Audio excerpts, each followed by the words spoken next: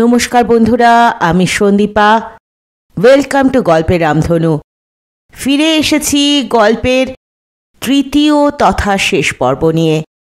গল্প এবং গল্প পাঠ যদি ভালো লাগে তাহলে চ্যানেলটি সাবস্ক্রাইব করে আমার পাশে থাকবেন এবং লাইক, শেয়ার, কমেন্ট করে আমাকে উৎসাহিত করবেন। তাহলে শুরু করা যাক শীর্ষেন্দু মুখোপাধ্যায়ের অদ্ভুতুরে সিরিজ থেকে হেতমগড়ের গুপ্তধন। আজ পড়ছি শেষ পর্ব। বিজয়পুরের রায়বাহাদুর হেরম্ব রায় অত্যন্ত দুশ্চিন্তার মধ্যে আছেন। অপদার্থ মাধব চৌধুরীর সঙ্গে ছোট মেয়ে ফুলির বিয়ে দেওয়ার পর থেকেই তার মেজাজ খাট্টা হয়ে আছে। সত্য বটে, হেতমগড়ের জমিদারদের একসময় খুব রবরবা ছিল। তাদের বংশ ভালো, বিজয়পুরের পাল্টি ঘর। 10-20 বছর আগেও হেতমগড়ের চৌধুরী বাড়িতে মেয়ে বা ছেলের বিয়ে দিতে পারলে যে কেউ ধন্য হয়ে যেত। হেরম্ব রায় অবশ্য ধন্য হওয়ার লোক নন, কিন্তু তিনিও এই বিয়েতে খুশি হয়েছিলেন। কিন্তু বিয়ের পর শালিদের ঠাট্টায় জামাইটা যে এমন আহাম্মকির কাজ করবে তা জানবেন কি করে? শালিরা নাড়ুর মধ্যে সুপুরি দিয়েছিল, তা ওরকম তো শালিরা করেই থাকে। হেরম্ব রায়ের নিজের বিয়ের সময় তার শালিকা পানের মধ্যে ধানি লঙ্কা দিয়েছিল, লুচির মধ্যে ন্যাকড়ার টুকরো ভরে দিয়েছিল, নুন গোলা শরবত খাওয়ানোর চেষ্টা করেছিল। তিনি কোনো ফাঁদে ধরা দেননি, কিন্তু তার আহাম্মক ছোট জামাই বাহাদুরি দেখাতে আস্ত সুপুরি চিবিয়ে খেতে গিয়ে দাঁতগুলোর 12টা বাজালো। খবর পেয়েছেন জামাই এখন বাঁধানো দাঁত পড়ে থাকে। ছি ছি, একে তো ওই রকম গবেট, তার ওপর আবার আছে 18 আনা তেজ। বিয়ের পরদিনই শ্বশুর বাড়ির সংস্রব ছেড়ে চলে গেছে, আরও মুখ হয় না। হেরম্ব রায় ভেবেছিলেন ওরকম জামাইয়ের মুখদর্শন আর করবেন না। হেতমগড়ের সেই নাম ডাকও আর নেই। সরস্বতীর বাণে বিষয় সম্পত্তি সবই জলে গেছে। জামাইটা তার জমিদার ভগ্নিপতির গলগ্রহ হয়ে আছে। এমন জামাইকে জামাই বলে স্বীকার করতেও লজ্জা হয়। কিন্তু বাদ সেধেছে ফুলি। এতকাল সে চুপচাপ ছিল বটে, কিন্তু হঠাৎ এক রাতে এসে স্বপ্ন দেখেছে জামাই হতচ্ছাড়া নাকি একটা গ্যাস বেলুন ধরে ঝুলে ঝুলে আকাশ দিয়ে যাচ্ছে। এবারই ছাদের ওপর দিয়ে যাওয়ার সময় নাকি সে বলে গেছে, তিব্বতে সন্ন্যাসী হতে চললুম, আর ফিরব না। সেই থেকে মেয়ে বেঁকে বসেছে, বাপের বাড়িতে আর থাকবে না। পাগল হোক, বোকা হোক, গলগ্রহ হোক, মাধবকে ফিরিয়ে আনতে হবে। দরকার হলে সে গাছতলাতেও থাকতে রাজি। শুনে প্রথমটায় হেরম্ব ভীষণ চটে গিয়েছিলেন, কিন্তু ফুলি হেরম্ব রায়েরই মেয়ে তো, তেজ তারও কিছু কম নয়। সে সোজা গোটা 10 করবি ফুলের বিচি আর একটা নতুন দড়ি নিয়ে গিয়ে নিজের ঘরে দৌড় দিয়েছে। 2 দিন ধরে দরজা ঠায় বন্ধ। বাইরে থেকে মা, পিসি, মাসি, কাকা, ভাই, বোনের কাকুতি মিনতিতেও দরজা এতটুকু ফাঁক হয়নি। ফুলি বলে দিয়েছে 3 দিনের মধ্যে ছোট জামাইকে সসম্মানে হাজির করা না হলে সে হয় বিষ খাবে, নয়তো গলায় দড়ি দেবে, কিংবা দুটোই একসঙ্গে করবে। সেই থেকে হেরম্ব আর বেশি কিছু বলার সাহস পাননি। জামাইয়ের খোঁজে গতকাল তার ভগ্নিপতির বাড়িতে লাঠিয়াল আর বরকন্দাজ পাঠিয়েছিলেন। তারা ফিরে এসে খবর দিল জামাই নাকি রাগ করে বাড়ি থেকে বেরিয়ে গেছে। অগত্যা মেয়ের প্রাণ বাঁচাতে তিনি চতুর্দিকে লোক লস্কর পাঠালেন। অবশেষে লাতনপুর থেকে লোকে এসে খবর দিল ফুটবল খেলার মাঠে বন্দুক নিয়ে হামলা করার জন্য ছোট জামাইকে পুলিশে গ্রেফতার করেছে। কি সাংঘাতিক ব্যাপার! মাধবের অন্য যে কোনো দোষ থাক, সে যে এত বড় গুন্ডা তা হেরম্বর জানা ছিল না। তবু খবরটা শুনে হেরম্বও তেমন দুঃখ পাননি। হাজতের ভাত খেয়ে আহাম্মকটার বুদ্ধিটা একটু খুলতে পারে। তাছাড়া থানায় আটক থাকলে আর যখন তখন এদিক সেদিক পালাতেও পারবে না। কিন্তু কাল রাতে নায়েব এসে খবর দিল জামাই আরও কয়েকজন আসামিকে নিয়ে হাজত ভেঙে পালিয়েছে। এরকম বিপজ্জনক জামাই হেরম্বর আর একটিও নেই। কালে কালে কত কি যে হচ্ছে, কিন্তু হাল ছাড়লে তো চলবে না। তাই তিনি জামাইকে ধরার জন্য 10,000 টাকা পুরস্কার ঘোষণা করেছেন। কাল রাত 12টার মধ্যে জামাইকে হাজির না করতে পারলে মেয়ে ফুলি আত্মঘাতী হবে। কাজেই সময়ও আর হাতে নেই।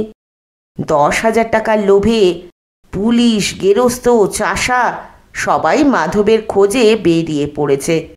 সুতরাং জামাই ধরা পড়বেই। হেরম্ব জামাইয়ের খবরের জন্য উদ্গ্রীব হয়ে দোতলার মস্ত বারান্দায় পায়চারি করছিলেন। এই সময় তার এক চর এসে খবর দিল, রায়মশাই, আপনার জামাই হেতমগড়ের গভীর জঙ্গলে ঢুকেছেন। উদ্ধারের আশা খুবই কম, কারণ সেখানে চিতাবাঘ, ভাল্লুক, নেকড়ে, বুনো মোষ, অজগর কি নেই। দিনে দুপুরে সেখানে ঘোর অন্ধকার। বিশাল বিশাল গাছ, লতা পাতা, বিচুটি বন, চোরা বালি, দহ সবই সেখানে আছে। হেরম্ব বললেন, কি সর্বনাশ! হেতমগড়ের জঙ্গল যে সর্বনেশে জায়গা। আমি পুরস্কার ডবল করে দিলাম, তোমরা সব বেরিয়ে পড়ো। শুনেই চররা বাই বাই করে ছুটল। হেতমগড়ের জঙ্গলে নবতারণ দারোগাও খবরটা শুনলেন। শুনেই কোমর বন্ধটা আরও একটু কষে এঁটে নিয়ে 50টা বৈঠকি আর 50টা বুগডন দিয়ে ফেললেন। সেপাইরা জঙ্গল ঢুরে ঢুরে হেদিয়ে পড়েছিল। খবর শুনে তারাও চাঙ্গা হয়ে উঠল। ওদিকে প্রথম চোটে জঙ্গলে ঢুকেই মাধব জায়গাটার খেই হারিয়ে ফেলেছিলেন। এমন বিচ্ছিরি গহন আর অন্ধকার জঙ্গল তিনি দেখেননি জীবনে। সবার আগে বনমালী, তারপর রেলগাড়ির কামরার মতো ওর কোমর ধরে প্রথমে মাধব এবং বনমালীর সাঙ্গাতরা। ঘটত মাধবের কাঁধে উঠে বসে আছে। বেশ যাচ্ছিল সবাই।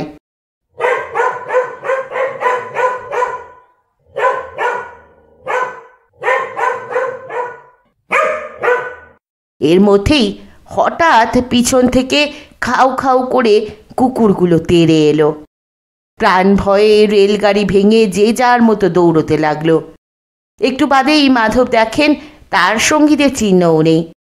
ঘটোৎকচকে কাঁধে নিয়ে তিনি একা বেকুবের মতো ঘুটঘুটি অন্ধকারে দাঁড়িয়ে আছেন। এই অঞ্চলে পুলিশ তাকে খুঁজে পাবে না ঠিকই, কিন্তু তিনি নিজেও যে নিজেকে খুঁজে পাবেন মনে হচ্ছে না। এই সময়ে হুপ করে ঘটোৎকচ কাঁধ থেকে নেমে মাধবের দিকে নিজের লেজটা বাড়িয়ে দিল। ইঙ্গিত বুঝে মাধব লেজটা 2 হাতে চেপে ধরলেন।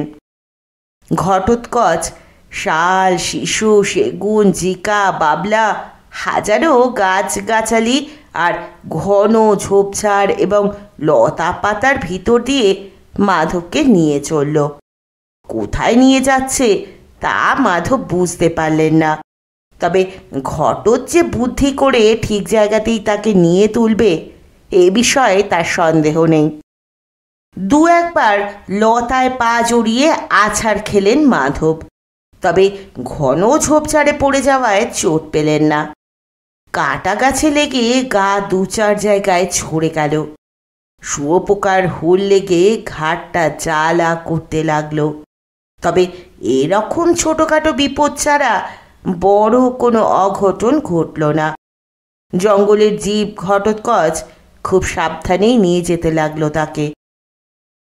ঘন জঙ্গলের মধ্যে কোথাও কোথাও হঠাৎ গাছগাছালির ফাঁক দিয়ে পড়ন্ত রোদের দেখা পাওয়া যায়। কোথাও ঝিঝি ডাকে। দু একবার হরিণের বিচ্ছিরি কাশির শব্দও পেলেন।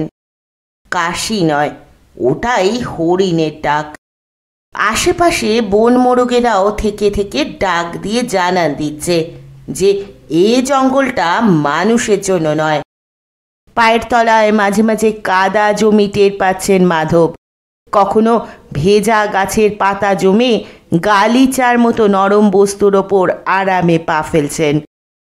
এক জায়গায় একটা ঝর্ণার জল বয়ে যাচ্ছে দেখে দুকোষ ঠান্ডা জল খেয়ে নিলেন। কত করে একটা শ্বাস ফেলে ভাবলেন, এই জঙ্গলেরই কোথাও আমাদের বসত বাড়িটা ছিল। আবার অন্ধকার জঙ্গলে ঢুকে চলেছেন তো চলেছেনই, পথ আর ফুরোয় না। ঘটোৎকচেরও কি ক্লান্তি নেই? মাঝে মাঝে থেমে গিয়ে লেজটা ছেড়ে দুহাতে জামা তুলে মুখ মুছে নিচ্ছেন। আবার শেষ অবলম্বনের মতো শিবরাত্রির সলতের মতো লেজটা চেপে ধরছেন। একসময় মাধবের মনে হলো লেজটা যেন কিছু মোটা মনে হচ্ছে। মনের ভুল হবে, তবু লেজটা একটু হাতিয়ে দেখে নিলেন। সন্দেহটা থেকেই যাচ্ছে, লেজটা কিছু মোটাই। আস্তে আস্তে ডাকলেন, ঘটোৎ, এই ঘটোৎ।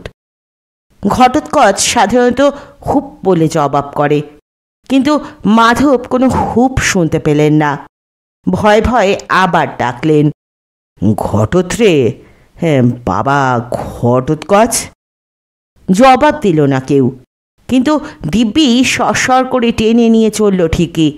নিকষ কালো একটা জঙ্গলের ভিতর দিয়ে চলেছেন মাধব। বাইরে বোধহয় সন্ধেও হয়ে এলো, তাই সামনে কিছুই নজরে পড়ছে না। মাধব দীর্ঘশ্বাস ছেড়ে বললেন, কি খেয়ে হঠাৎ এত মোটা হয়ে গেলি বাপ ঘটোৎকচ? কেউ জবাব দিল না, তবে গতি অব্যাহত রইল। হাঁটতে হাঁটতে হয়রান হয়ে গেলেন মাধব। হঠাৎ টের পেলেন জঙ্গলটা যেন একটু পাতলা হয়ে আসছে। আকাশের দিকে তাকালে গাছপালার ফাঁক দিয়ে দু একটা তারার চিকিমিকি, একটু জ্যোৎস্নার মলম দেখা যায় যেন। বড় বড় গাছের সারি শেষ হয়ে হঠাৎই বেটে বেটে ঝোপঝাড়ে পড়লেন মাধব। বেশ জোরেই যাচ্ছেন। তারপরই দেখেন জ্যোৎস্নায় সামনে একটা জলা দেখা যাচ্ছে। জলার ধারে ধারে মাঝে মাঝে দপদপ করে মশালের মতো আলেয়ার আলো জ্বলে উঠছে। ঘটোৎকচও বেশ আস্তে চলছে এখন। একবার থেমেও পড়ল। হাঁপ ছেড়ে মাধব এতক্ষণে লেজটার দিকে তাকানোর ফুরসত পেলেন। যা দেখলেন তাতে বেশ অবাকই হওয়ার কথা। ঘটোৎকচের লেজে কে বা কারা কালো আর হলুদ রং দিয়ে চিত্তির বিচিত্তির করে দিয়েছে, ফলে লেজটা আর আগের মতো বিচ্ছিরি দেখতে নেই, বেশ সুন্দর হয়ে উঠেছে। বাহ বাহ বলে মাধব লেজটায় হাত বুলিয়ে বললেন, তোর সারা গাটা এরকম চিত্তির বিচিত্তির হলে দেখতে বেশ সুন্দর হয়ে উঠবি রে ঘটোৎ। বলতে বলতে তিনি ঠাহর করে দেখেন শুধু লেজ নয়, ঘটোৎকচের শরীরেও কালো আর হলুদ ছোপ ছক্কর দেখা যাচ্ছে। তবে বেটে গাছের জঙ্গলে শরীরের 12 আনায় ডুবে আছে বলে শুধু পিঠটাই দেখতে পেলেন মাধব। মাধব খুশি হয়ে বললেন, বাহ বাহ, তোকে যে আর চেনাই যায় না রে ঘটোৎ। বলতে না বলতেই বেটে ঝোপের আড়াল থেকে জলার ধারের ফাঁকা জমিতে পা দিলেন মাধব। জ্যোৎস্নায় ভারী সুন্দর দেখাচ্ছে বিশাল জলাটাকে। চারধারে নিবিড় জঙ্গল, অল্প কুয়াশায় ভারী স্বপ্ন স্বপ্ন দেখাচ্ছে। প্রচণ্ড শীত, যেন পাথর হয়ে জমে আছে এখানে। এই শীতেও হাঁটাহাঁটির পরিশ্রমে মাধবের কপালে ঘাম জমেছে। ঘটোৎকচের লেজে একটা টান মেরে মাধব বললেন, একটু থাম বাবা ঘটোৎ, জিরিয়ে নি। লেজে টান পড়ায় ঘটোৎ ঘর শব্দ করল। মাধব অবাক হলেন। চেহারার সঙ্গে সঙ্গে কি ঘটোৎকচের স্বভাবটাও পাল্টে গেল? ঘটোৎ এরকম গম্ভীর আওয়াজ কখনো করে না তো। ঘটোৎকচ একটু রেগেই গেছে। ঘর শব্দের পর ধীরে ধীরে মুখটা ফিরিয়ে মাধবের দিকে তাকালো সে। মাধব হিম হয়ে গেলেন, স্ট্যাচু হয়ে গেলেন। একটা আঙুলও নাড়বার ক্ষমতা রইল না আর। ঘটোৎকচ ভেবে যার লেজ কষে ধরে আছেন সেটা এক মস্ত চিতাবাঘ। লেজটা ছেড়ে দিয়ে যে দৌড় দেবেন তারও উপায় নেই। আঙুলগুলো লেজটাকে যেমনভাবে আঁকড়ে ধরে আছে ঠিক সেইভাবেই আড়ষ্ট হয়ে গেল। চেষ্টা করেও আঙুলে সেই বজ্র আঁটুনি খোলার উপায় নেই। বাঘটা জুল জুল করে চেয়ে আছে। মাধবও চেয়ে আছেন। কেউ কারো চোখ থেকে চোখ সরাতে পারছে না। বাঘের গায়ের বোটকা গন্ধটা এখন যেন বেশ নাকে আসছে মাধবের। কোনো ভুল নেই, সামনের জন্তুটা বাঘই বটে। জঙ্গলের অন্ধকারে কোন সময় যে লেজ বদল হয়েছে তা টেরও পাননি মাধব। কয়েক মিনিট সম্মোহিতের মতো থাকার পর মাধব গলার স্বর ফিরে পেয়ে কাঁদো কাঁদো হয়ে অনেক দিনের পুরনো একটা ছড়ার লাইন বিড়বিড় করে বলতে লাগলেন, দোহাই দক্ষিণ রায়, এই করো বাপা, অন্তিমে না পাই যেন চরণের থাপা। ঠিক এই সময় মাধবের ডান দিকের কানটা ভারী সুরসুর করে উঠল। নন্দকিশোরের মুন্ডুটা তার ডান কানের ফুটো দিয়ে বেরিয়ে চারদিক দেখে নিয়ে বলে উঠল, যাক বাবা, বাঁদরটা ধারে কাছে নেই দেখছি, বাঁচালে। মাধব কাঁপতে কাঁপতে বললেন, বাঁদর না থাক, বাঘ তো আছে। নন্দকিশোর এক গাল হেসে বলল, ভাগকে ভূতের কোনো পরোয়া নেই, বাঘের ব্যাপার তুমি বুঝবে। কাঁপতে কাঁপতেই মাধব দাঁতে দাঁতে ঠকাঠকের মধ্যে বললেন, বাঁদরকেই কি আপনার সবচেয়ে ভয়? খিক খিক করে এক পেট হেসে নন্দকিশোর বলে, গুপ্ত ব্যাপারটা ধরে ফেলেছ দেখছি। কি জানো, ঠিক ভয় নয়, বাঁদরের গায়ের একটা বুটবুটে গন্ধ আছে, সেইতে আমাদের একদম সহ্য হয় না। তা তুমি দেখছি বেশ বাঘা লোকে, এমনিতে ভীতু হলেও দিব্যি একটা বড় সড়ো বাঘকে পাকড়াও করেছ। চিড়িয়াখানায় বেচবে নাকি? আগে ঠিক পাকড়াও করিনি, জঙ্গলে লেজ বদল হয়ে গেছে, এখন ছাড়তে পারছি না, আঙুলগুলো জট পাকিয়ে আছে। ও তাই বলো, ভয় তোমার আঙুলে খিল লেগেছে? আমি তো নিজের চোখে ভিতরে ঢুকে দেখে এসেছি, তোমার সাহসের তলি চুপসে আছে। তাই বাঘের লেজ ধরে তোমার দাঁড়ানোর পোজ দেখে ভারী কটকা লাগছিল।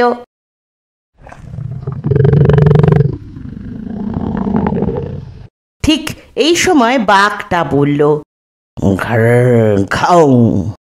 মাধব আপাদ মস্তক আর একবার কেঁপে উঠলেন। এত কাছ থেকে এত জোরে বাঘের ডাক তিনি কোনো দিন শোনেননি। নন্দকিশোর তার অবস্থা দেখে একটু নরম করে বলল, আচ্ছা দাঁড়াও, দেখি কি করা যায়। এই বলে নন্দকিশোর আবার কানের ফুটো দিয়ে ভিতরে ঢুকে গেল। মাধবের কান সুরসুর করে উঠল আবার, কিন্তু আঙুল দিয়ে কানের ফুটো যে একটু চুলকোবেন তার উপায় নেই। হাত দুটো বাঘের লেজে সেটে আছে। একটু বাদে হঠাৎ মাধব যেন একটু সাহস পেতে লাগলেন, আর যেন ততটা ভয় করছিল না।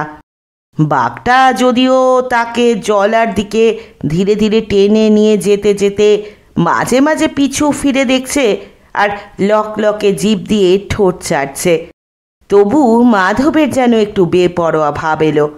হাত দুটো যেন ক্রমে বাঘের লেজ থেকে খসে আসছে। নন্দকিশোর এবার নাকের ফুটো দিয়ে উকি দেওয়ায় মাধব বার দুই প্রকাণ্ড হ্যাচ্চ দিয়ে বললেন, হ্যাচ্ছ! হ্যাচ্ছ! কি হলো? নন্দকিশোর চোখ পাকিয়ে বলল, আচ্ছা অভদ্র তো হে, আমার গায়ের ওপর হেঁচে দিলে। মাধব ক্ষমা চেয়ে বললেন, নাকে সুড়সুড়ি লাগলো কি না? নন্দকিশোর ক্ষমা করে দিয়ে বলল, কোনো রকমে তোমার সাহসের থলিটাকে ফু দিয়ে বেলুনের মতো ফুলিয়ে একটা শিরা দিয়ে বেঁধে দিয়ে এসেছি। সেটাতে তেমন কোনো স্থায়ী কাজ হবে না বটে, তবে চুপসানো থলির চেয়ে তা অনেক ভালো। আপাতত এইতেই কাজ চালিয়ে নাও, আমি আবার ভিতরে চললুম, সেখানে আমার অনেক কাজ। মাধব আর আগের মতো ভীতু নন, তাই গম্ভীর গলায় বললেন, কি কাজ?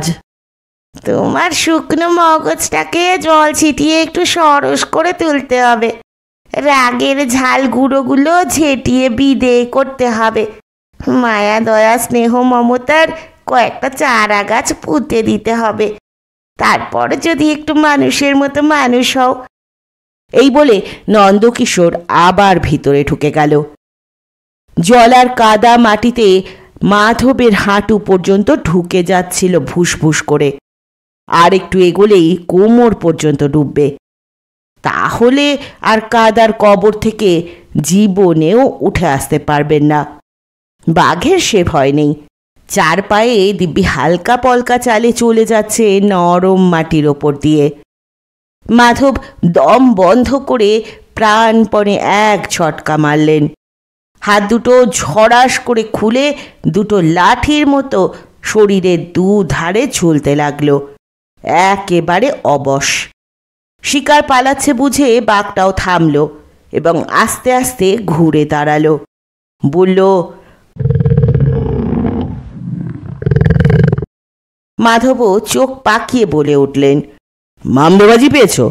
কাদায় ডুবিয়ে মারবে? এক চড়ে ঠান্ডা করে দেব। বলে চড়ও তুললেন, কিন্তু বাঘটা মুখ সরিয়ে নেওয়ায় চড়টা লাগলো না।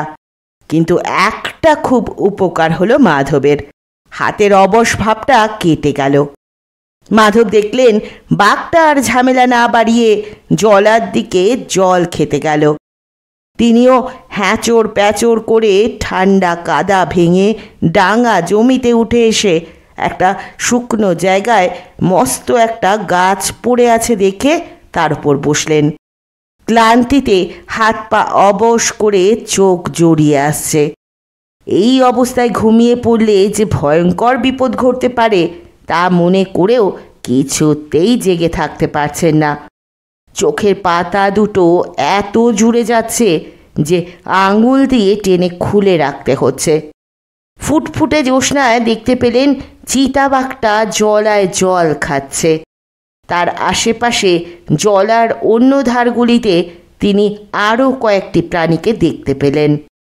একজোড়া মোষ, একটা ভাল্লুক, গোটা কয়েক মস্ত সম্বর হরিণ। কিন্তু ঠিক আগের মতো আর ভয় পাচ্ছেন না। নন্দকিশোর সাহসের থলিটা ভালোই ফুলিয়েছে বলতে হবে। এখন যদি লিকটিক না বেরোয় তবেই বাঁচোয়া। মাধব গাছের গুড়িটার পাশেই লম্বা হয়ে শুয়ে অঘোরে ঘুমিয়ে পড়লেন। সকালবেলায় সূর্য যখন উঠি উঠি করছে তখন ঘুম ভাঙল মাধবের। এই শীতে সারা রাত বেশ ওমের মধ্যেই শুয়েছিলেন বলে মনে পড়ছে। গায়ে যেন একটা ভারী কম্বল ছিল। জেগে উঠে পাশ ফিরতে গিয়েই অবাক হয়ে দেখলেন মস্ত চিতাবাঘটা তাকে আঁকড়ে ধরে গা ঘেঁষে শুয়ে নাক ডাকাচ্ছে। অন্য সময় হলে এই দৃশ্য দেখে মাধবের হার্ট ফেল হতো, এখন হলো না। একটু অস্বস্তি বোধ করলেন মাত্র। কোমর আর গলা থেকে বাঘের দুটো থাবা আস্তে করে সরিয়ে দিয়ে উঠে বসলেন মাধব। তারপর রোজগার মতো হাই তুলে বললেন, দুর্গা দুর্গা। দিনের আলোয় দেখলেন জলার ধারে বিস্তর বড় বড় পাথরের চাই পড়ে আছে। সাবধানে সেগুলোর ওপর পা ফেলে জলায় গিয়ে মুখ ধুলেন। ফিরে এসে আবার অকুত ভয়ে বাঘটার মাথার কাছে গাছের গুঁড়িতে হেলান দিয়ে বসলেন। বসে নিজের দুর্ভাগ্যের কথা ভাবতে ভাবতে হঠাৎ তার মনে হলো সামনের পাথরের চাইগুলো কেমন যেন চৌকো ধরনের, মনে হয় বহু পুরনো কোনো বাঁধানো ঘাটের সিঁড়ির ধ্বংসাবশেষ। তারপরেই মাধবের নজর পড়ল গাছের গুঁড়িটার দিকে। ওপরে শ্যাওলা জমে আছে। মাধবের সন্দেহ হওয়াতে নখ দিয়ে খুঁটলেন এবং দেখলেন এটা মোটেই গাছের গুঁড়ি নয়, একটা প্রাচীন থাম। মাধব একটু চমকে উঠলেন। এসবের মানে কি? চারদিকে চেয়ে এই জায়গাটা তার চেনা চেনা ঠেকছে। দৈবক্রমে হেতমগড়ের হারানো বাড়িতে ফিরে আসেননি তো?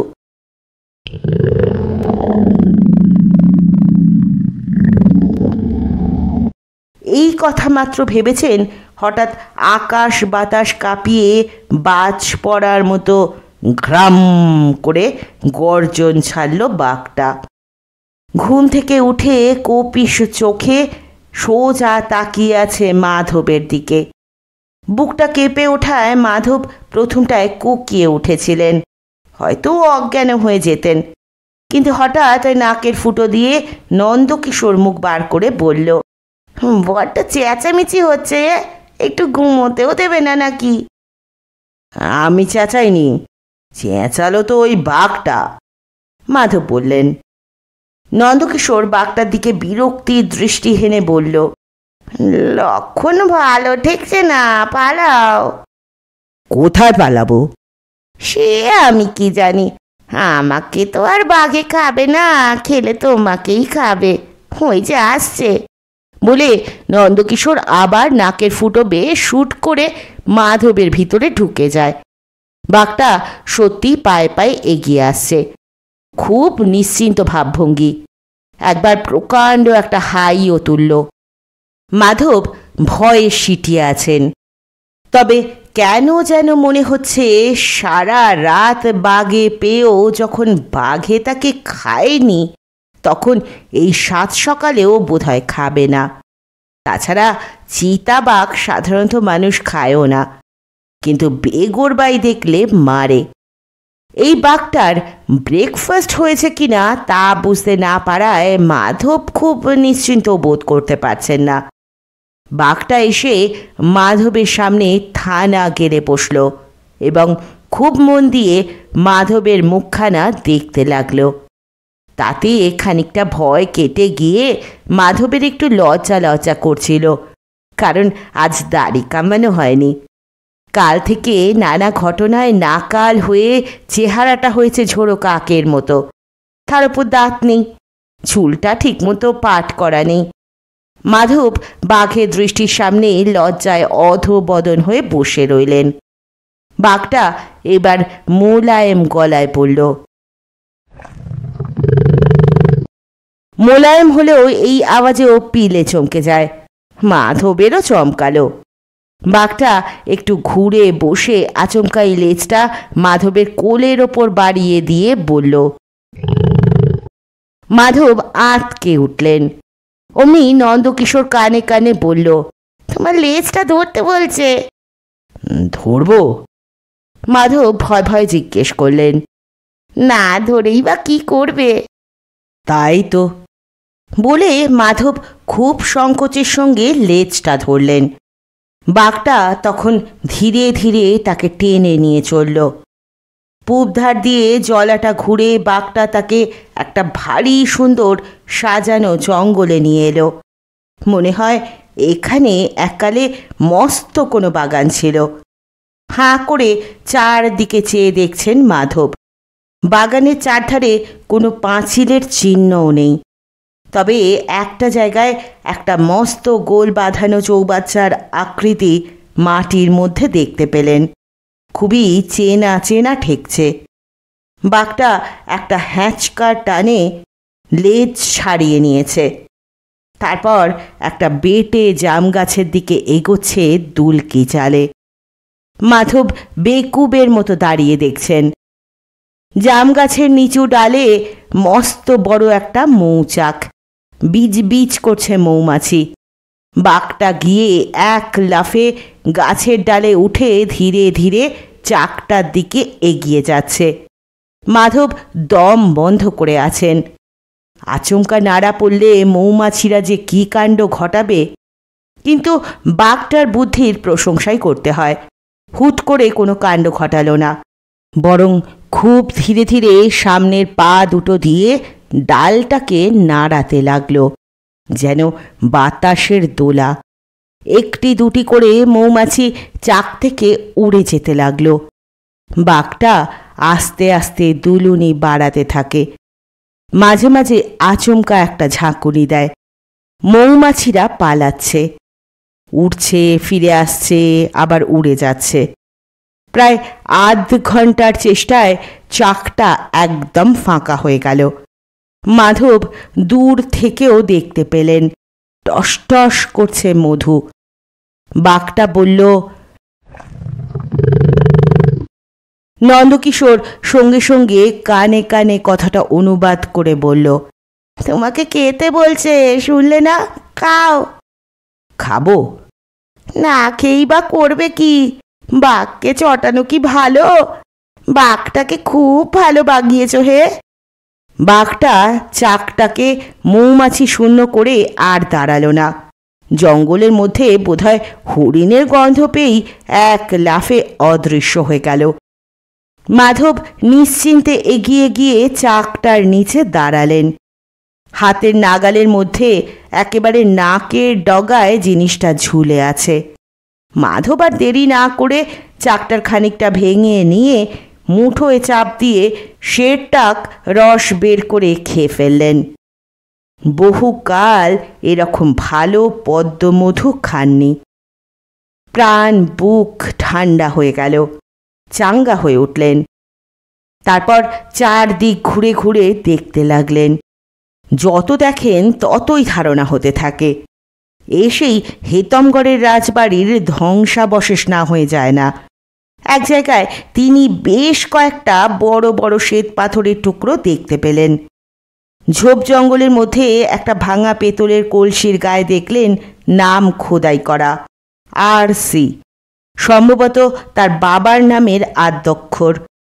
বাবার একটাই ছিল শখ, সব কিছুতে নিজের নামের আদ্যক্ষর খোদাই করতেন। সুতরাং মাধবের আর সন্দেহ রইল না। দৈবক্রমে নিজেদের হারানো ভিটের সন্ধান তিনি পেয়েছেন। অবশ্য সন্ধান পেয়েও কোনো লাভ নেই। এই ঘোর জঙ্গলের মধ্যে মাটিতে প্রায় মিশে যাওয়া বাড়ি নিয়ে তিনি করবেনই বাকি। বাড়িতে কিছু গুপ্তধন আছে বলে শুনেছিলেন, কিন্তু তার বাপ ঠাকুরদা সেই গুপ্তধনের অনেক খোঁজ করেও সন্ধান পাননি। এখন সেই গুপ্তধনের সন্ধান করার কাজ বরং আরও কঠিন হয়েছে, কেননা পুরো বাড়িটাই ডেবে গেছে মাটির নিচে।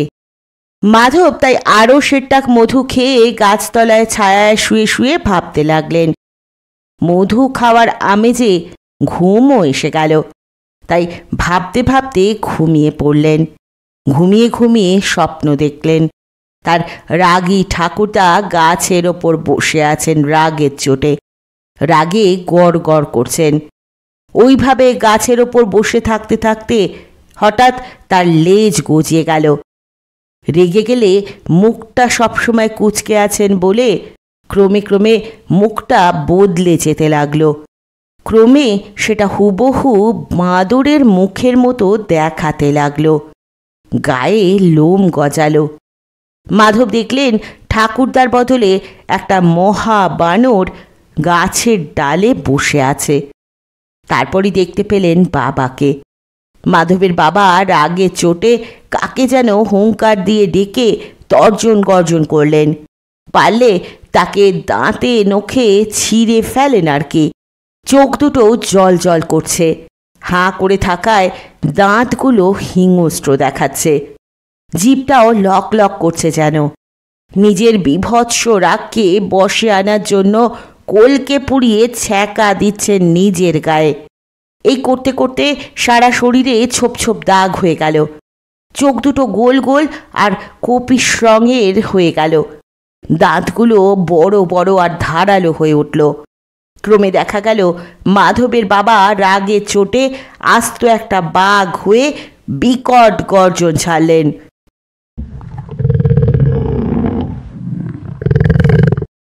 সে গর্জনে ঘুম ভেঙে উঠে বসলেন মাধব।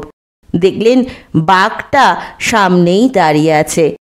আবেগে চোটে মাধব ডুকরে কেঁদে উঠলেন, বাবা। বাঘ জল জল করে তাকিয়েছিল বটে, তবে চোখে তেমন হিংস্রতা নেই। ঘপাস করে একটা শ্বাস ছেড়ে বাঘটা বলে উঠল। কানের কাছে নন্দকিশোর ফিসফিস করে বলল, তোমাকে উঠে পড়তে বলছে। মাধব হাতের পিঠে চোখের জল মুছতে মুছতে উঠলেন। বাঘটা লেজ বাড়িয়ে ধরল। মাধব সেটা হাতের মুঠোয় নিয়ে হাঁটতে লাগলেন পিছু পিছু। জলার উত্তর ধারের দুর্ভেদ্য ভয়ঙ্কর কাটা ঝোপের জঙ্গল, আগাছা ভেদ করে ও পায়ের নিচে ধ্বংসস্তূপের ওপর দিয়ে বাঘটা তাকে একটা মজা পুরনো ইদারার ধারে নিয়ে এলো। মাধবের মনে পড়ল ছেলেবেলায় এই ইদারাটাকে তিনি দেখেছেন। এর জল পচা ছিল বলে কেউ ব্যবহার করত না, সবাই বলতো ওর মধ্যে ভূত আছে। মাঝে মাঝে নাকি ভুতুরে ইদারার ভেতর থেকে নানা রকম আওয়াজ উঠে আসত। অনেক সময় মানুষের গলায় কান্নার শব্দ পাওয়া যেত। নিশুত রাতে ঘুম ভেঙে বাড়ির দাসী চাকরেরা শুনতে পেত ইদারার ভিতর থেকে শব্দ আসছে, আয় আয় আয় আয়। বাঘটা ইদারার কাছে এসে মাধবের দিকে চেয়ে ডাকল। ঠিক এই সময় এক পাল হরিণ পথ ভুলে সামনে এসে পড়েছিল। বাঘ দেখে হাওয়ার গতিতে ছুটে অদৃশ্য হয়ে গেল। সঙ্গে সঙ্গে মাধবের হাত থেকে লেজটা টেনে নিয়ে বাঘও হাওয়া। মাধব চোখে জল মুছে আপন মনে বললেন, বাবার খিদে পেয়েছে। খিদে পেয়েছে না হাতি? বাঘ হচ্ছে 1 নম্বরের পেটুক, যখন তখন তাদের খায় খায়। ও হচ্ছে চোখের খিদে। বলতে বলতে নন্দকিশোর মাধবের নাকের ফুটো দিয়ে বেরিয়ে বাতাসে সাঁতার কাটতে লাগলো। মাধব খেপে গিয়ে বললেন, খবরদার, আজে বাজে কথা বলবেন না বলে দিচ্ছে, ভালো হবে না। খুব যে তেজ দেখছি, কি করবেটা শুনি? তোমার মতো অকৃতজ্ঞ লোক দুটো দেখিনি। সারা সকাল ধরে তোমার ফোকলা নাম ঘোচানোর জন্য কত মেহনত করলুম, এই তার প্রতিদান। মাধব রাগটা চেপে রেখে বললেন, কি করেছেন শুনি? তোমার মাড়ির গোড়া সব খুচিয়ে খুচিয়ে আলগা করে দাঁতের বীজ বুনেছি। একটু সার আর জল পেলে দেখ না দেখ দাঁতের চারা গজিয়ে উঠবে। কিন্তু তুমি বাপু মহা অকৃতজ্ঞ। মাধব লজ্জিত হয়ে বললেন, আপনি আমাকে ক্ষমা করবেন। না করে আর উপায় কি? যাই একটু বেরিয়ে আসি। বাঘটা তোমাকে কি বলে গেল বুঝেছ তো? আগে না। বাঘটা তোমাকে ওই কুয়োটার মধ্যে নেবে পড়তে বলে গেছে। ভালো মন্দ তুমিই বোঝো গিয়ে, আমি শুধু অনুবাদটা করে দিলাম। এই বলে নন্দকিশোর ফর ফর করে বাতাসে ভেসে চলে গেল। মাধব ইদারার মধ্যে ঝুঁকে দেখলেন, একেবারে তলায় একটু জল এখনো চকচক করছে। ইদারায় নামবার কোনো সিঁড়ি বা মই নেই, তবে ভিতরে হরেক রকম ভাঙাচোরা থাকায় নানা ধরনের খাঁজের সৃষ্টি হয়েছে। কিন্তু শ্যাওলা জমে খাঁজগুলো ভীষণ পিছল। মাধব তাই নামতে সাহস পেলেন না। চুপ করে ইদারার ধারে গাছের ছায়ায় বসে রইলেন। বুঝতে পারছেন ইদারার মধ্যে কোনো রহস্য আছে। স্বয়ং বাঘ বেশি বাবা না হলে এখানে তাকে টেনে আনতেন না। ভাবতে ভাবতে মাধবের ঝিমুনি এসে গিয়েছিল। বেলা ঢলে আসছে। শীতকালে এই জঙ্গলে দুপুর না গড়াতেই রাত্রি এসে যাবে। কি করবেন তা বুঝতে পারছিলেন না মাধব। ঝিমোতে ঝিমোতে নানা কথা ভাবছিলেন। হঠাৎ মাথার উপর হুপ হুপ করে দুটো শব্দ হলো। তারপরই ডালপালা তছনছ করে বিকট উল্লাসের শব্দ করতে করতে ঘটোৎকচ নেমে এলো মাধবের কোলের ওপর। আর অমনি জঙ্গলের ভিতর থেকে বনমালীর গলা পর্যন্ত পাওয়া গেল। কর্তা, ধারে কাছে আছেন নাকি? আছি আছি, চেঁচিয়ে উঠলেন মাধব। তারপর ঘটোৎকচকে বুকে জড়িয়ে ধরে বললেন, দাদু, দাদু গো, এ জন্মেও আমাকে ভোলনি তাহলে। জঙ্গল ফুঁড়ে খিদে চিমড়ে মারা চারটে মূর্তি বেরিয়ে এসে ধপাস ধপাস করে মাটিতে গড়িয়ে পড়ল। মাধবের ভারী মায়া হলো। বললেন, বসো তোমরা, ব্যবস্থা আছে। জায়গাটা এখন চেনা হয়ে গেছে। মাধব গিয়ে জাম গাছের ডাল থেকে মৌচাকটা পুরো ভেঙে আনলেন। মধুতে এখনো ভরা ভর্তি। টপ টপ করে মধুর ফোঁটা পড়ে চাকের নিচে মাটি ভিজে গেছে। পিঁপড়ে লেগেছে। চাক নিয়ে এসে চারজনকে আকণ্ঠ মধু খাওয়ালেন মাধব। সকলের পেট ঠান্ডা হলো, গায়ে জোর বল এলো। মুখে কথা ফোটার মতো অবস্থা হতেই বনমালী বলে উঠল, কর্তা, এ জায়গাটা যে বড় চেনা চেনা ঠেকছে। মাধব তখন গোটা ব্যাপারটাই ভেঙে বললেন। সবাই শুনে তাজ্জব হয়ে গেল। বনমালী তার টিকটিকি বিদ্যে জানা সাঙ্গাতকে হুকুম দিল, ইদারায় নাব। লোকটা কাল বিলম্ব না করে তরতর করে ইদারার ভিতরের খাজে পা আর হাতের ভর রেখে সাঁ করে নেমে গেল। ওপর থেকে সবাই ঝুঁকে দেখছে। লোকটা জলের কাজ বরাবর নেমে চারদিকে গুপ্ত দরজা বা গর্ত খুঁজছে। অনেকক্ষণ খুঁজল। তারপর কিছু না পেয়ে উপর দিকে চেয়ে বনমালীর উদ্দেশ্যে বলল, ওস্তাদ, এখানে তো কিছু দেখছি না। ঘটোৎকচ কি বুঝল কে জানে। হঠাৎ সে হুপ করে হাঁক ছেড়ে ইদারার মধ্যে সাবধানে নামতে লাগলো। আধা আধি নেমে একটা পাথরের চাই ধরে টানাটানি করতে করতে চেঁচাতে লাগলো, হুপ হুপ। তখন টিকটিকি ওস্তাদ নিচে থেকে ঘটোৎকচের কাজ বরাবর উঠে এসে পাথরটা ভালো করে দেখে টেখে বলল, এ পাথরটা একটু অন্যরকম। বেলা ফুরিয়ে আসছে। জঙ্গলের প্রচণ্ড হাড় কাঁপানো শীতও মালুম দিচ্ছে। বনমালী আর দেরি না করে তার দুই সাঙ্গাতকে সঙ্গে নিয়ে ঢুকে লম্বা লম্বা কয়েকটা লতানে গাছ ছিঁড়ে আনলো। কাছেই একটা মস্ত গাছের গুড়িতে লতার এক মাথা বেঁধে অন্য মাথা ঝুলিয়ে দিল ইদারার মধ্যে। তারপর একে একে বনমালী আর তার এক সাঙ্গাত নেমে গেল নিচে। তিনজন মিলে পাথরটার ওপর কি ক্রিয়া কৌশল করল ওপর থেকে মাধব তা ভালো বুঝলেন না। তবে কিছুক্ষণ বাদে দেখতে পেলেন পাথরটা দরজার কপাটের মতো খুলে গেছে। বনমালী চেঁচিয়ে বলল, কর্তা, ঝুল খেয়ে নেমে আসুন, এখানে একটা সুড়ঙ্গ পাওয়া গেছে। উৎসাহের চোটে মাধবের আর ভয় ডর রইল না। লতা বেয়ে নেমে গিয়ে দেখলেন বাস্তবিকই একটা অন্ধকার সুড়ঙ্গ হাঁ করে আছে। সাঙ্গাতদের একজনের কাছে দেশলাই ছিল, তাই দিয়ে মৌচাকটাতে আগুন দেওয়ায় দিব্যি আলো জ্বলে উঠল। একটা গাছের ডালের আগায় জ্বলন্ত মৌচাকটাকে গেঁথে নিয়ে মাধব সদলে সুড়ঙ্গে ঢুকলেন। এত নিচু আর সরু সুড়ঙ্গ যে হামাগুড়ি দিয়ে চলতে হয়। ভিতরে বদ্ধ ভ্যাপসা ভাব। চারদিকে নিরেট পাথরের দেওয়াল। মশালের আগুন আর ধোঁয়ায় দম বন্ধ হয়ে আসার জোগাড়। খানিক দূর গিয়ে সুড়ঙ্গটা কিছু চওড়া হলো। ছাদটাও একটু উঁচুতে। সামনে গলিটা দুভাগ হয়ে দুদিকে চলে গেছে। সেইখানে সবাই দুদণ্ড জিরিয়ে হাঁফ ছাড়ে।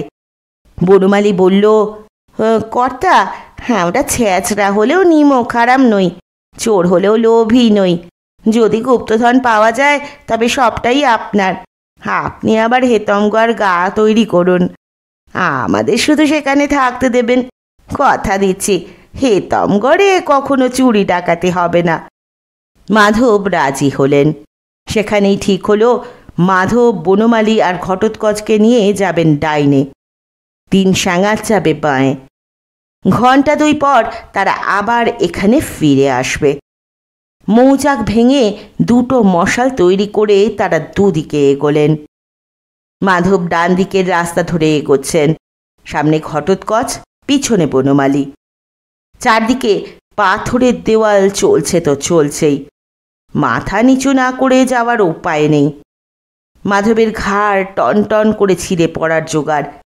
তার ওপর এই শীতকালেও সুড়ঙ্গের ভিতরটায় বেজায় ভ্যাপসা গরম। অনেকক্ষণ চলার পর মাধব হঠাৎ বুঝলেন সুড়ঙ্গটা হচ্ছে আসলে একটা ভুল ভুলাইয়া বা গোলক ধাঁধা।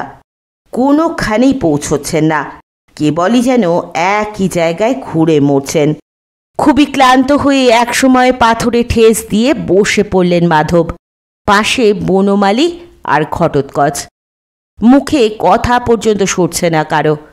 ঠিক এই সময় মাধব শুনতে পেলেন নন্দকিশোর কানে কানে বলছে, খুব কানামাছি খেললে বাবু, তা আমাকে যে ফেলে এলে, আমি কি তোমার গুপ্তধনে ভাগ বসাতুম? মাধব গম্ভীর মুখে বললেন, আপনার মতো অপদার্থ ভূত জীবনে দেখিনি। বেশি কচকচ করো না ছোকরা, তোমার ওই বাঁদরটার গায়ের গন্ধ আমার যদি অসহ্য না হতো তাহলে আজ তোমাকে ভুল পথে নিয়ে গিয়ে বিস্তর নাকাল করতুম। যাকে এখন হাঁ করো তো, ভিতরে সে দিয়ে যাই। বনমালী হাঁ করে মাধবের মুখের দিকে চেয়েছিল। বলল, ও কার সঙ্গে কথা বলছেন আপনি? এখানে তো আমি ছাড়া আর কোনো মনীষী নেই। মাধব সে কথার জবাব না দিয়ে নন্দকিশোরকে বললেন, অপকার সবাই করতে পারে, উপকারটাই করতে পারে না। এই যে গোলক ধাঁধায় পড়ে খাবি খাচ্ছি, তার একটা উদ্ধারের পথ আগে বের করে দিন, তারপর বড় বড় কথা বলবেন। প্রথম থেকেই তো ফাঁড়া কাটছেন, ভূত এটা পারে না সেটা পারে না, ও কেমন ধারা কথা। নন্দকিশোর চির বিরিয়ে উঠে বলল, কবি নেই, কবি নেই, মানুষের উপকার আর কখনো নয়। তুমি নিতান্ত হাওয়া গঙ্গারাম বলে আর মানুষের মতো নও বলে তোমার খানিকটা উপকার করে ফেলেছি। এখন দেখছি তুমিও খুব শেয়ানা, আর উপকারের মধ্যে আমি নেই। বেঁচে থাকতে বিস্তর মানুষের উপকার করেছি, ফলে আমাকে গলায় দড়ি দিয়ে মরতে হয়েছিল। ফের উপকার করতে গিয়ে ফেসে যাব নাকি? তার উপর এখন গলায় দড়ি দিয়ে মরবারও উপায় নেই। এই বলে নন্দকিশোর গোত্তা খেয়ে মাধবের মুখে ঢুকে পেটের মধ্যে সেধিয়ে গেল। বনমালী ভাবল কর্তাকে ভূতে ধরেছে। এই সুড়ঙ্গের ঘোর অন্ধকার পাতালপুরীতে সেটা খুবই স্বাভাবিক ঘটনা। তাছাড়া গুপ্তধনের কাছে পিঠে এরা থাকেই। বনমালী হঠাৎ ভয় খেয়ে শিউরে উঠে ভূত ভূত বলে চেঁচিয়ে দৌড়তে লাগলো। কিন্তু এই পাতালপুরীতে দৌড়ে যাবে কোথায়? 10 কদম যেতে না যেতেই একটা দেওয়ালে মাথা ঠুকে যাওয়ায় উফ বলে বসে পড়ল। আর বসেই চেঁচিয়ে উঠল, কর্তা, এধারে আসুন তো। মশাল নিবু নিবু হয়ে এসেছে। মৌচাকে আর মোম নেই। সাবধানে মাধব এগিয়ে গেলেন। বনমালী বলল, এই পাথরটা যেন আমার ধাক্কায় একটু নড়ে উঠল, দেখুন তো। কথাটা সত্যি। পাথরটা একটু ঠেলতেই নড়ল এবং টানতেই কপাটের মতো খুলে গেল। মাধব মশালের শেষ আলোটুকুতে মুখ ঢুকিয়ে দেখলেন ভিতরে একটা ঘর। ঘরে অনেক জিনিস রয়েছে। মাধব ঘরে ঢুকলেন। সামনেই একটা পিল সুজে মস্ত প্রদীপ রয়েছে। মাধবের বুদ্ধি খেলছে। বুঝলেন, প্রদীপ আছে যখন তখন খুঁজলে তেলও পাওয়া যাবে। বেশি খুঁজতে হলো না। পুরনো একটা গাড়ুতে বিস্তর রেড়ির তেল পাওয়া গেল। নিবন্ত মশাল দিয়ে প্রদীপটা একেবারে শেষ মুহূর্তে জ্বালাতে পারলেন মাধব। সেই আলোয় চারদিকে চেয়ে একটা নিশ্চিন্তির শ্বাস ফেললেন। সেই হারানো মোহরের সন্ধান পাওয়া গেছে, আর দুঃখের কিছু নেই। মাধব আস্তে আস্তে গিয়ে প্রকাণ্ড লোহার সিন্দুকটার গায়ে হাত বোলালেন। প্রদীপের আলোয় দেখলেন সিন্দুকের গায়ে খোদাই করে লেখা, এই সম্পদ ভোগের জন্য নহে, ইহার দ্বারা প্রজা পালন, কূপ, পুষ্করিণী ইত্যাদি খনন, সড়ক প্রভৃতি নির্মাণ করিবে, বিদ্যা ও ধর্ম দান করিবে। সতত অপরের মঙ্গল চিন্তা না করিলে এই সম্পদে অধিকার জন্মায় না, ইহা জানিও। সর্বদাই চিন্তা করিবে, আমি অক্রোধী, আমি অমানী, আমি নিরলস, আমি ইষ্টপ্রাণ সেবাপটু। নবতারণ পথেই খবর পাচ্ছেন বিজয়পুরের জমিদার মশাই মাধবের সন্ধানের জন্য পুরস্কারের টাকা বাড়িয়ে 50,000-এ উঠেছেন। সুতরাং নবতারণ দিক বিদিক জ্ঞান শূন্য হয়ে জঙ্গল তোলপাড় করে ফেলতে লাগলেন। কিন্তু হেতমগড়ের পাজি জঙ্গলও কিছু কম যায় না। অত সেপাই, লোকলস্কর সবাই যেন ক্রমে ক্রমে জঙ্গলের মধ্যে পরস্পরের সঙ্গে বিচ্ছিন্ন হয়ে পড়তে লাগল। নবতারণের সঙ্গে শেষ পর্যন্ত ছিল ভজহরি আর পুঁটিরাম, কিন্তু একসময় তারাও তাল রাখতে পারল না। নবতারণ সন্ধ্যের মুখে মুখে দেখলেন তিনি ভয়াবহ জঙ্গলটায় একেবারে একা। ওদিকে অন্ধকার ঘনিয়ে এসেছে, পথের চিহ্নও নেই। ঘোড়ার মুখে ফেনা উঠেছে। ক্লান্ত নবতারণ একটা জলার ধারে ঘোড়া থামালেন। কিছুক্ষণ জিরিয়ে নিয়ে ঘোড়ার লাগাম ধরে খুব সাবধানে পাথরের চাইতে পা রেখে রেখে জলের ধারে গিয়ে দুজনে জল খেলেন। জল খেতে গিয়েই নবতারণ হঠাৎ দেখতে পেলেন কাদায় মানুষ আর বাঘের পায়ের ছাপ। তিনি বোকা লোক নন, বুঝলেন আশেপাশেই আসামিদের ঠিকানা মিলবে। বাঘকে তার বিশেষ ভয় নেই, সঙ্গে গুলি ভরা দুটো রিভলভার আছে, আর আছে টর্চ। নবতারণ ঘোড়ার পিঠে চেপে আস্তে আস্তে চারদিকটা ঘুরে ঘুরে দেখতে লাগলেন, এবং হঠাৎই তার নজরে পড়ল একটা জাম গাছে ভাঙা মৌচাকের দগদগে দাগ। তাজা মধুর ফোঁটা পড়ে মাটি ভিজে আছে। মধুর ফোঁটার একটা লাইনও গিয়ে জঙ্গলে ঢুকেছে। মধুর চিহ্ন ধরে এগিয়ে গেলেন অসম সাহসী নবতারণ। দু একবার ভুল পথে গেলেও অবশেষে দেখতে পেলেন একটা পুরনো ইদারার মধ্যে একটা লতা নামানো রয়েছে। নবতারণ নিঃশব্দে ঘোড়া থেকে নামলেন। লতাটা জোর পরীক্ষা করে নিশ্চিন্ত হয়ে নেমে পড়লেন ইদারার মধ্যে। টর্চের আলোয় সুরঙ্গের মুখটা পেতেও তার দেরি হলো না। সুরঙ্গে ঢুকে টর্চ ফেলে ব্যাপারটা বুঝে নিতে তার মোটেই সময় লাগলো না। লখনৌয়ের ভুলভুলাইয়ায় তিনি বহুবার ঢুকেছেন। এ সুরঙ্গ সে তুলনায় ছেলে মানুষ। মাত্র মিনিট 15 মধ্যেই তিনি গুপ্ত কুঠুরির দরজায় পৌঁছে ভিতরে টর্চের আলো ফেললেন এবং রিভলভার তুলে ধরে বললেন, মাধববাবু, বনমালী, হ্যান্ডস আপ। দুই ফেরারি আসামি হাত তুলে বোকার মতো ফ্যাল ফ্যাল করে চেয়ে রইল দেখে নবতারণ একটু আত্মপ্রসাদের হাসি হেসে বললেন, কোনো চালাকি করার চেষ্টা করবেন না। আমার ফোর্স জায়গাটা ঘিরে উপরে অপেক্ষা করছে। খুব সাবধানে হাত তুলে বেরিয়ে আসুন। ঠিক এই সময় মাধবের নাক দিয়ে নন্দকিশোর উকি মারে। ছ্যা ছ্যা, এ যে একেবারে কেচ্ছা করলে মাধবচন্দ্র, তীরে এসে ভরা ডুবি।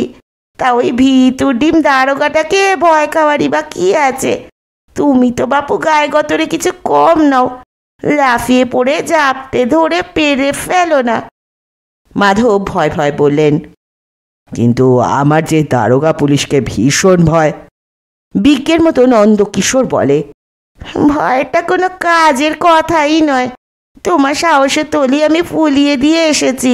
এখন যে ভয়টা পাচ্ছ সেটা আসল ভয় নয়, সেটা হলো গিয়ে ভয়ের স্মৃতি। মাধব বললেন, আগে ঠিক ভয় নয় বটে, কিন্তু যেন সাহসও পাচ্ছি না। হাতে পিস্তল রয়েছে তো, তা আপনার গায়ে তো গুলি লাগে না শুনেছি। আপনি কাজটা করে দিন না। এ কথায় রেগে গিয়ে নন্দকিশোর বলে, সবই যদি আমি করে দেবো তাহলে ভগবান তোমাকে হাত পা মগজ দিয়েছে কেন শুনি? আচ্ছা অপদার্থ, তো কতবার তো বলেছি ভূতের ক্ষমতা সম্পর্কে যা শোনো তা সব গাঁজা করি গল্প। এইসব যখন হচ্ছে তখন বনমালী আর নবতারণ হাঁ করে মাধবকে দেখছে। নবতারণ বললেন, মাধববাবু, আপনার নাক থেকে সাদা মতো ওটা কি ঝুলে আছে? নাকের পো নাকি? লজ্জিত হয়ে মাধব বললেন, আগে না, ইনি হলেন নন্দকিশোর মুন্সি, অতি ভদ্র একজন ভূত। পাতুগড়ের আমবাগান থেকে আমার পিছু নিয়েছেন। বলেন কি? বলে চোখ কপালে তোলেন নবতারণ। নন্দকিশোরের পাল্লায় তিনিও পড়েছিলেন, ফলে নবতারণের গায়ে কাঁটা দিল এবং হাত পা অবশ হয়ে পড়ল। রিভলভারটা ঠকঠক করে কাঁপছিল হাতে। মাধব তাই এগিয়ে গিয়ে খুব স্নেহের সঙ্গে নবতারণের হাত থেকে এবং খাপ থেকে দুটো রিভলভারই নিয়ে নিলেন।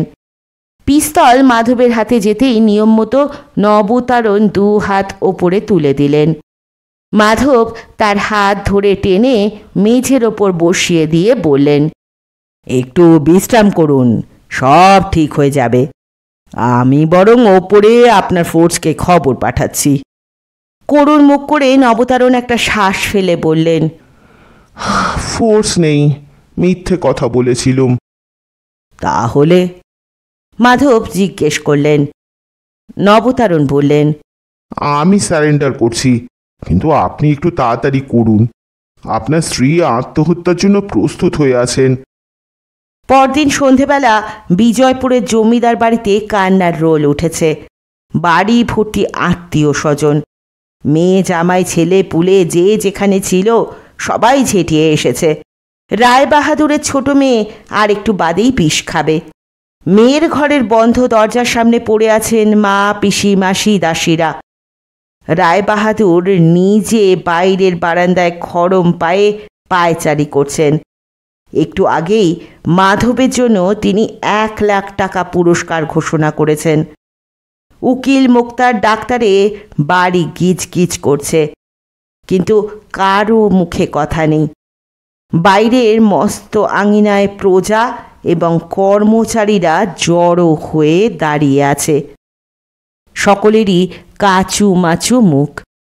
খবর এসেছে হেতমগড়ের জঙ্গলে নবতারণের পুলিশ বাহিনী সবাই গায়েব হয়ে গেছে, কারো কোনো খোঁজ নেই। পরশুদিন থেকে পায়চারি করতে করতে রায়বাহাদুর এ পর্যন্ত বোধহয় 50-60 ক্রোশ হেঁটে ফেলেছেন। এখন হাঁপসে পড়ে বারান্দায় আরাম কেদারায় বসে হাঁক দিয়ে তামাক চাইলেন।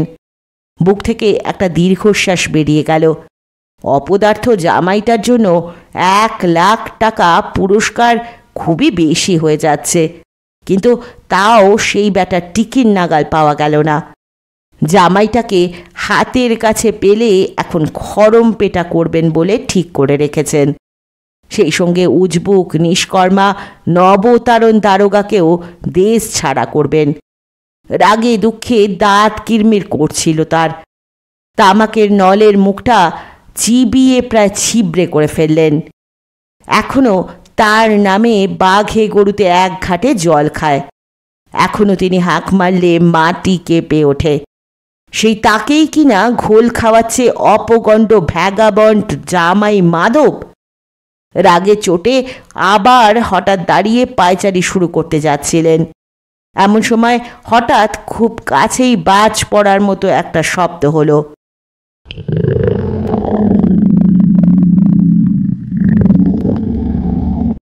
আর সঙ্গে সঙ্গে সামনের মাঠে বাবারে মারে বলে খুব একটা শোরগোল তুলে লোকজন ছোটাছুটি করতে লাগলো। মুহূর্তের মধ্যে ফাঁকা হয়ে গেল আঙিনা। রায়বাহাদুর একটু চমকে উঠেছিলেন ঠিকই, কিন্তু ভয় খাওয়ার বান্দা তিনি নন। বারান্দার দুধারে দুজন বন্দুকধারী দারোয়ান দাঁড়িয়েছিল। তাদের একজন শব্দ শুনে মূর্ছা গেছে। তার বন্দুকটা তুলে নিয়ে রায়বাহাদুর সিঁড়ির মাথায় বুক চিতিয়ে দাঁড়ালেন। এই সময় ফটক পার হয়ে আঙিনায় একটা জঙ্গলি চেহারার লোক এসে ঢুকল। তার দু হাতে দুটো বন্দুক, কাঁধে একটা মস্ত বাঁদর, পাশে একটা বিশাল চিতাবাঘ। লোকটার হাবভাব বেশ বেপরোয়া। গটগট করে এসে সিঁড়ি বেয়ে ওপরে উঠে মুখোমুখি দাঁড়িয়ে বলল, আমার স্ত্রীকে এক্ষুনি ফেরত চাই। সে যদি আত্মঘাতী হয়ে থাকে তবে এ বাড়ির কাউকে জ্যান্ত রাখবো না। রায়বাহাদুরের হাত পা কাঁপছিল। বাঘটা তার গা শুকছে, বাঁদরটা মুখ ভ্যাংচাচ্ছে। বন্দুকটা হাত থেকে খসে পড়ে গেল যখন দেখলেন জামাইয়ের কানের লতি ধরে চুল খাচ্ছে বিঘত খানেক লম্বা সাদা মতো একটা ভূত। রায়বাহাদুর হাত জোর করে বললেন, না, এখনো আত্মঘাতী হয়নি। এসো বাবা জীবন। বলা বাহুল্য, সেই রাতে শ্বশুর বাড়িতে আর মাধবকে কেউ সুপুরি ভরা নাড়ু দেওয়ার সাহস পেল না। তবে দিলে খুব একটা অসুবিধেও হতো না, কারণ নন্দকিশোরের হাতের গুণে মাধবের দিব্যি কচি কচি দাঁত গজিয়ে গেছে। খুবই শক্ত দাঁত, আর ভারী সুরসুর করে সবসময়। শক্ত কিছু চিবোতে ইচ্ছে করে। পরদিন থেকেই হেতমগড়ের জঙ্গল হাসিল করে পুরনো বাড়ির জায়গায় নতুন বাড়ি তৈরির কাজ শুরু করলেন মাধব। অগাধ মোহর আর হিরে জহরত পেয়ে এখন তিনি এই তল্লাটের সবচেয়ে বড় লোক। তাই বাড়ি তৈরি করেই ক্ষান্ত রইলেন না মাধব। পুরনো হেতমগড় আবার গড়ে তুললেন, সড়ক বানালেন, পুকুর আর দিঘি কাটলেন, স্কুল পাঠশালা খুলে দিলেন। হেতমগড় আবার জমজমাট হয়ে উঠল। হেতমগড়ের দারোগা হয়ে এলেন সেই দোর্দণ্ড প্রতাপ নবতারণী। বনমালী স্যাঙাতরা চাষবাস করে খায়। বনমালী নিজে মাধবের বাগান তদারক করে। সেই চিতাবাঘ, ঘটোৎকচ আর নন্দকিশোরও মাধবের বাড়িতেই আছে। তাদের আর কেউ ভয় খায় না। শুনছিলেন শীর্ষেন্দু মুখোপাধ্যায়ের অদ্ভুতুরে সিরিজ থেকে হেতমগড়ের গুপ্তধনের শেষ পর্ব। কেমন লাগলো গল্প শোনার জন্য আগ্রহে থাকব। আজ এখানেই শেষ করছি। পরের দিন এসে হাজির হব নতুন কোনো গল্প নিয়ে। ততক্ষণ পর্যন্ত সকলে ভালো থাকবেন, সুস্থ থাকবেন, পাশে থাকবেন। নমস্কার।